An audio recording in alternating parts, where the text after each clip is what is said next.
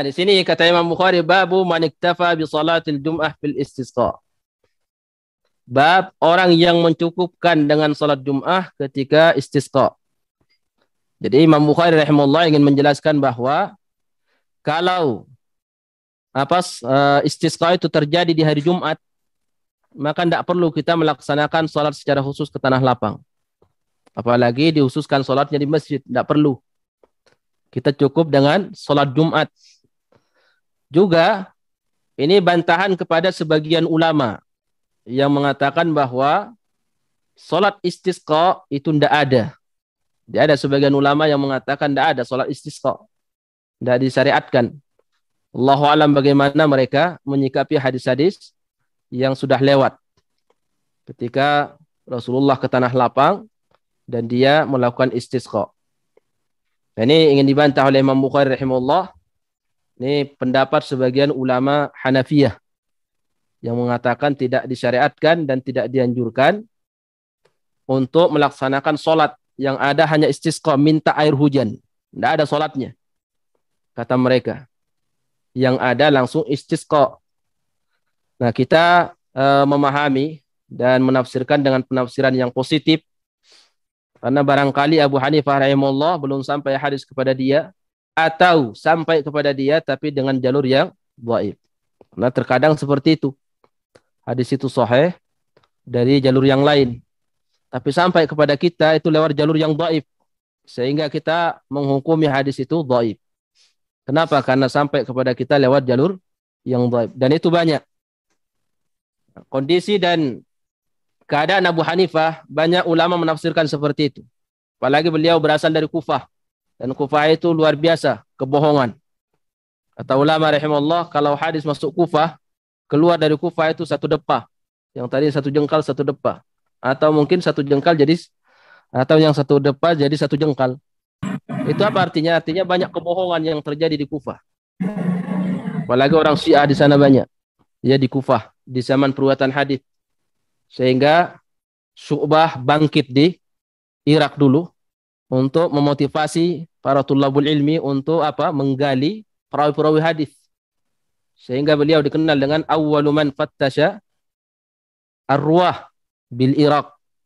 Orang yang pertama kali mendeteksi dan mengecek perawi hadis di daerah Irak. Beliau yang membangkitkan semangat para tulabul ilmi dulu di Irak di zamannya.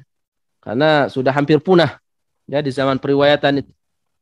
Orang hanya mengumpulkan riwayat-riwayat hadis-hadis, tapi ngeceknya itu yang susah. Mengecek perawi-perawi itu. Dan itu orangnya cuma satu-satu. Hanya bisa dihitung dengan jari. Kalau mengumpulkan riwayat itu banyak. Ahli hadis dulu banyak yang belajar hadis itu banyak. Hadisnya yang dihafal banyak. Cuman orang-orang yang paham perawi hadis, ilal hadis, penyakit hadis itu hanya beberapa orang. Di zamannya Imam Syafi'i itu bisa dihitung. Yahya ibn Ma'in diantaranya. Kemudian Yahya ibn Sa'al Al-Qattani, Abdurrahman ibn Mahdi. Di zamannya Imam Malik, Imam Malik, Al-Auza'i, Syu'bah, ya, Sufyan ibn Uyainah Ats-Tsauri. Padahal banyak yang hafal hadis. Tapi yang mengecek perawi hadis itu, yang mengetahui siapa ahli hadis ini. Perawi hadisnya siapa, bagaimana hafalannya, itu jarang yang tahu. Dan jarang yang mengetahui perawi hadis secara detail. Hanya orang-orang tertentu. Di antaranya Syu'bah, Ibnul Hajjaj, Ibnul Hajjaj Al-Wasiti.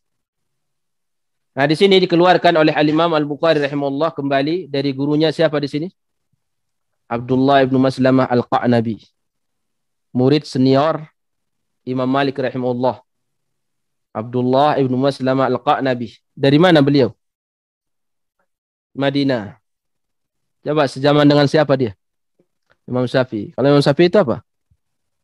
Tabi'ut tabi'in. Generasi ketiga. Abdullah bin Maslamah Al-Qa'nabi.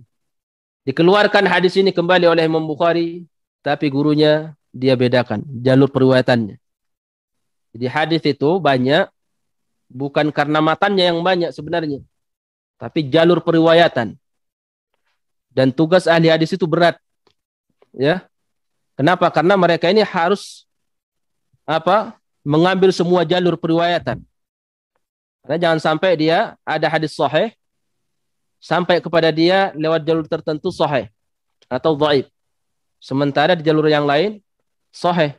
Atau lewat jalur ini ada lafadznya, lewat jalur sana ternyata ini cacat hadis ini. Jadi semua dikumpulkan riwayat. Ini tugas ahli hadis dulu. Kalau kita sekarang sekedar berusaha memahami saja, ya, memahami. Sini Al-Imam Al-Bukhari lihat. Hadis ini sudah berapa kali diulang, gurunya berbeda-beda. Sekarang di bab ini beliau mengatakan haddatsana Abdullah ibn Maslamah Al-Qa'nabi an Malik an Syarik ibn Abdullah an Anas. Kembali hadis Anas. Karena hanya Anas yang membawakan hadis ini. Anas ibn Malik radhiyallahu anhu. Qala jaa rajulun ila Nabi sallallahu alaihi wasallam faqala halaqatil mawashi. Datang seorang sahabat kepada Rasulullah mengatakan, ya Rasulullah, ya hancur pada mati binatang, wa taqatta'atis subul. Kemudian jalan juga terputus. Fada'a famutirna minal jum'ati ilal jum'ah. Akhirnya Rasulullah langsung berdoa istisqa, minta air hujan, dan para sahabat dihujani selama 1 minggu. Thumma jaa faqala tahaddamatil buyutu wa taqatta'atis subul. Rumah pada hancur ya Rasulullah, jalan juga pada terputus. Kenapa? Karena banjir. Wala halakatil mawashi, dan juga binatang pada meninggal, pada mati. Tadi mati karena tidak ada yang dimakan, sekarang mati kebanjiran. Nah, begitulah dunia itu. Dunia kalau kebanyakan, dia bikin kita mati. Kalau dia juga terlalu sedikit, bikin kita mati. Jadi Rasulullah doanya apa? Rasulullah berdoa, Allahumma ij'al rizqa ali Muhammadin qutan. Ya Allah, jadikanlah rezeki keluarga Muhammad qut. Qut itu apa? Makanan pokok saja yang bisa membuat mereka hidup. Jadi rezeki yang tidak membuat mereka hancur, atau rezeki juga yang karena sedikitnya membuat mereka mengemis. Jadi Rasulullah qut, itu yang diminta oleh Nabi. Allahumma ij'al rizqa ali Muhammadin qutan. Qut saja. Jadi kalau minta qut saja. Jangan terlalu banyak. Nanti kalau banyak kita hancur karena kebanyakan harta. Nah, kita langsung ke bab setelahnya, bab 10.